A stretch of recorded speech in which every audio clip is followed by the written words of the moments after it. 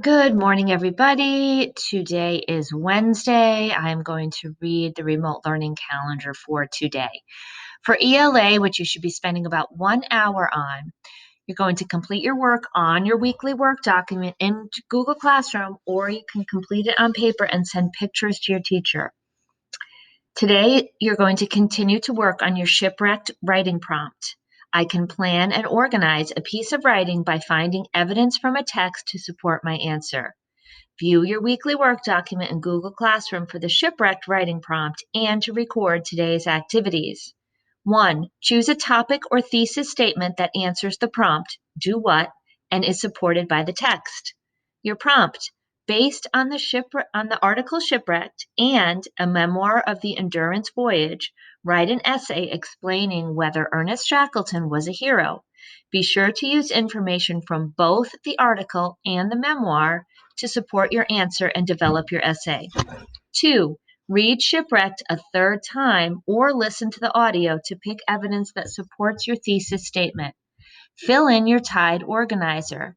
Your T is your topic or thesis statement. Your I is important evidence, examples from the text. Your D is a detailed examination of the evidence, which is your own thinking about your text evidence. And E is your ending or closing sentence. And here is a little visual of a tide organizer, which you should all be very familiar with. Remember, this is your organizer. You will write your paragraph using this organizer. You can record your ideas on the writing prompt document on Google Classroom or on paper and take a picture of it and share it with your teacher. Mrs. Fontaine and Mrs. Scove students, please visit their Google Classrooms for assignments. Additional ELA, you can read 20 minutes per day today independently. Read a book of your choice or on Epic, or you can join or watch the daily read aloud with your class. For math, which you should also be doing for about 1 hour, you're going to complete your work on your weekly work document in Google Classroom or complete on paper and send pictures to your teacher.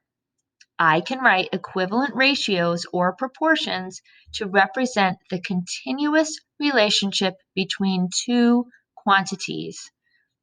Watch this video for an introduction to equivalent ratios and proportions. Here's the link right here. Then complete this problem. There needs to be one adult chaperone for 5 students on a field trip. How many adults are needed for 25 students? Write a ratio and an equivalent ratio to represent the relationship. How can you use equivalent ratios to solve problems? Watch this video. You can click on the link here.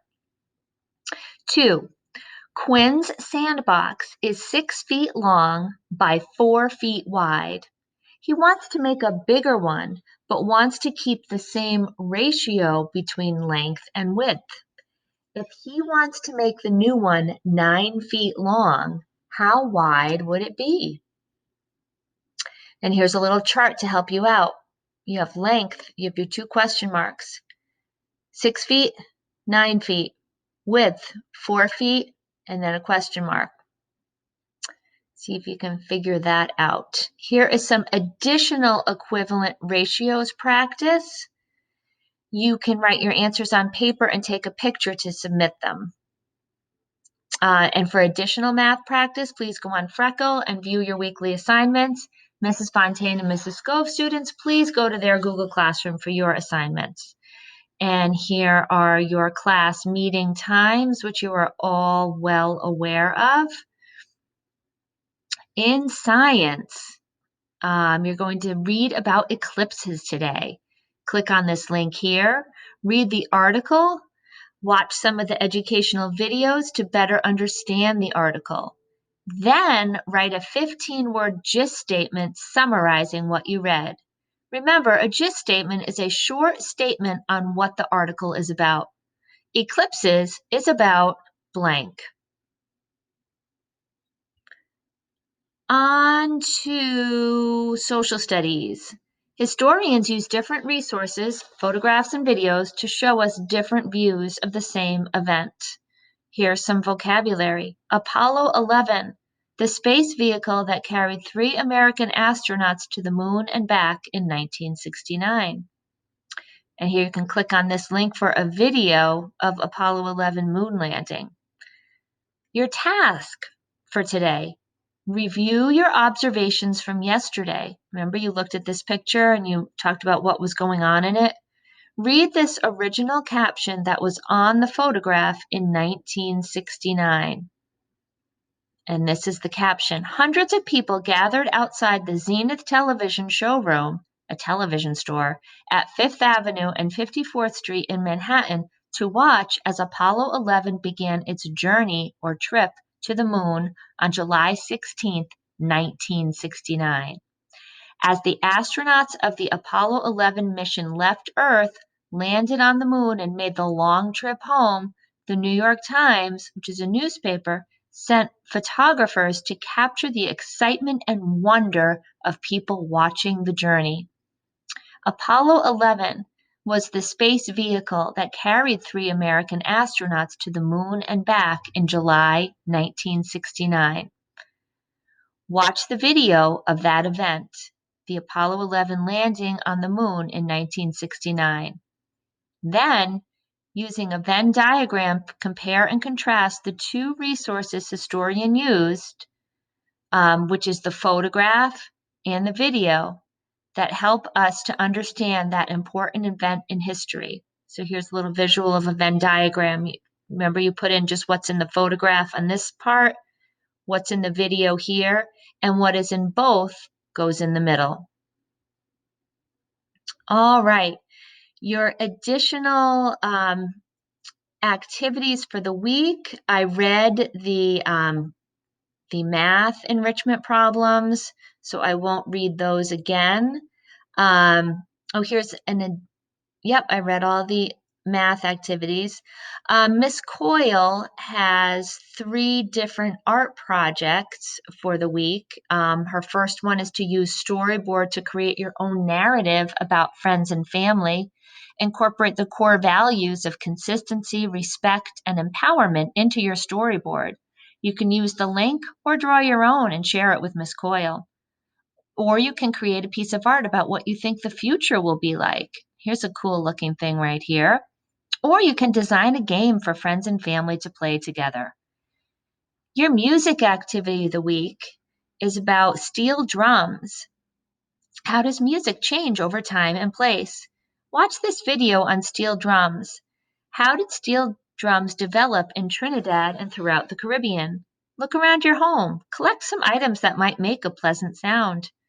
Can you play rhythms on this item? Can you play different pitches? Can you change the item a little to change the pitch?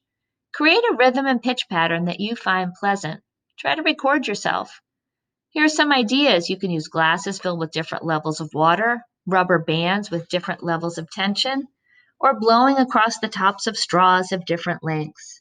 Take a picture of anything you do and share it with your teacher. Here's a link for some physical activity for the week. And there's a health activity. I'm going to read Miss Lavoie's health activity for the week. It's all about goals. A goal is something you want to achieve. It's great to have goals. Goals can be short-term or long-term. Short-term goals are easier and could be done in a day, week, or month.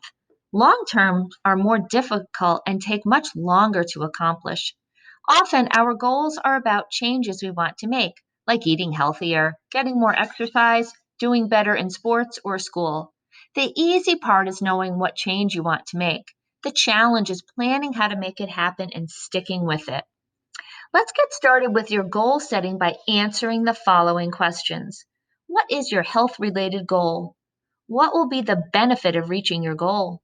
Why is this goal important to you? What must you do to reach your goal? And how will you start? To keep you on track with your goals, complete these questions several times a week. How are you doing? What are you doing right or well? Do you need to change anything to stay on track? Who can help you with your goals? And here's some organizer here that you can do to kind of keep yourself on track. You could try it this way. You would draw a picture of a health-related goal you would like to achieve. For example, you could draw a picture of you riding your bike, eating healthy food, or reading a book. Anything you do, please remember to share it with Miss Lavoie, and here is her email and her phone number right there. Then there's also some mindfulness activities here. There's a link of a video you can watch about your emotions, and there's an offline activity for you to do as well. Remember, just share all of your work and have a wonderful day.